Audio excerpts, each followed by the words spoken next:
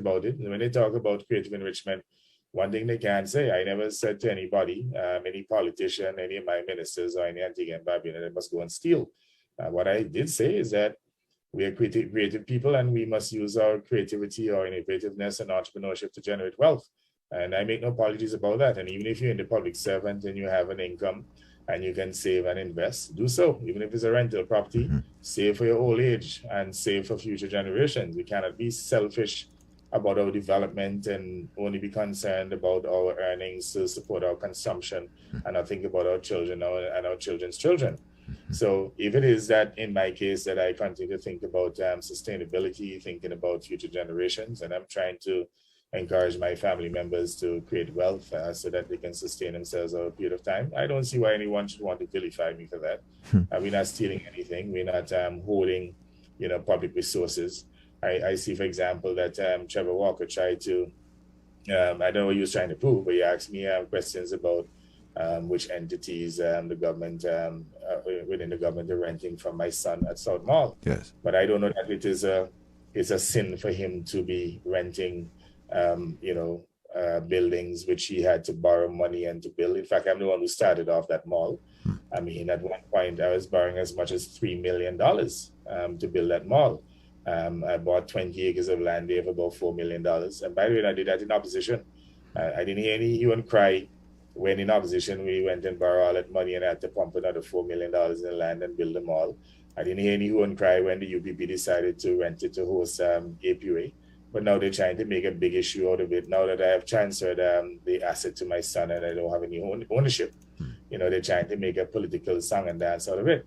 Now, the irony about it, the man who was asking me the question about that mall, recognizing that I now have no ownership interest in it, and I don't know why he asked me about people private business for. My son is not a politician, but I answered him. But the strange thing about it is that he became a businessman while he was a minister. Trevor Walker had no business prior to becoming the member for Barbuda and becoming a minister in the UPP government. He bought a gas station from John Thomas and George James, and he was running business concurrently while he was a minister, a business that required his time and effort. I mean, he's been there pumping gas and so on. When he's supposed to be over here in his ministry over there pumping gas and government time. And, here's a situation in which, I rented a property, as a public official as well. I don't have to go there to go and maintain the property or anything. I mean, the person send the rent every month and, I'm good to go. But in this case, it is okay for Trevor Walker to sit in the cabinet and to run a gas station and to control a petroleum monopoly on Barbuda.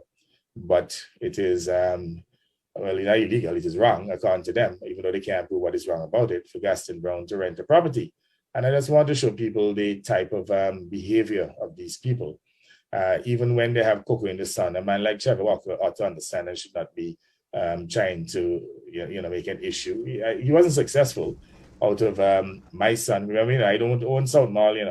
I transferred assets how many years ago, just before I became prime minister, to my son, just to make sure there's no conflict of interest. And he has an issue with that. Now, the interesting thing about it is that the government is renting an old wooden building there from Asset Michael and his family down on Nevis Street, paying $40,000 a month.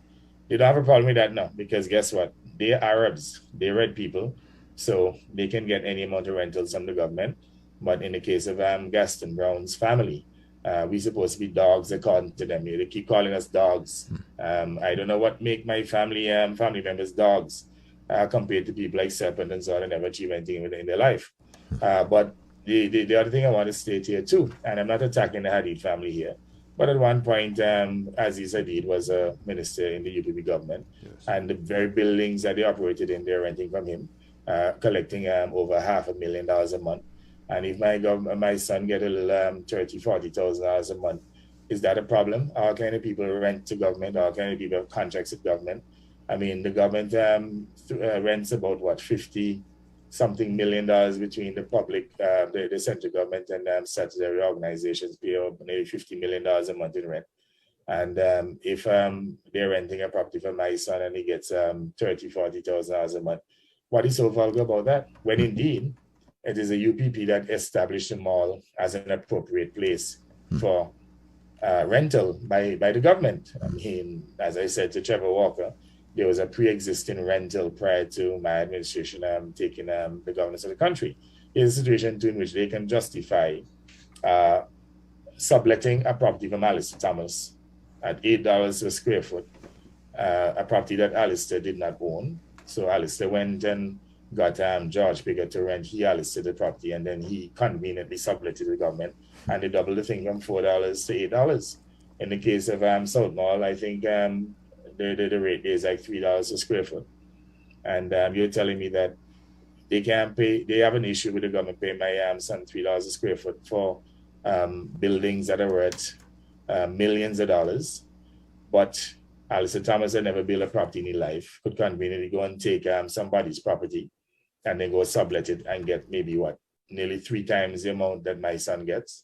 I mean, what's the matter with these people? I mean, how do they justify this type of behavior? And I know what they're trying to do. They're trying to create this thinking within the people that, my family members making all the money. Every meeting they have, it has to be something about the prime minister making money. I mean, up to now, not one sensible policy issue they have brought to the people of Antigua and Barbuda. And I want to know if people are tired of this kind of foolishness. I'm responding because that is what they continue to put in the public domain. Yes. They had a couple of meetings within the last week, and I think that, I'm duty bound to speak to these issues openly. I mean, it's part of the process of accountability. So when they attack me, I respond accordingly.